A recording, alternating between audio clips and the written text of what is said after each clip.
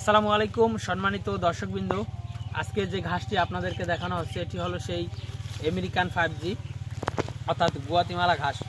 দর্শক, এই ঘাসটি দেখেন আপনারা অন্যান্য ঘাসের থেকে অনেকটা আলাদা, আর এই ঘাসে প্রচুর পরিমাণে আপনার পাতা, আর দেখেন এখনও ডাটা হয়নি, অর্থাৎ এই ঘাসটা মূলত ডাটা হয় কম, পাতাই হয় বেশি। দেখেন অন্যান্য ঘাসের তুলনায় এই ঘাসটা এই কারণেই সেরা।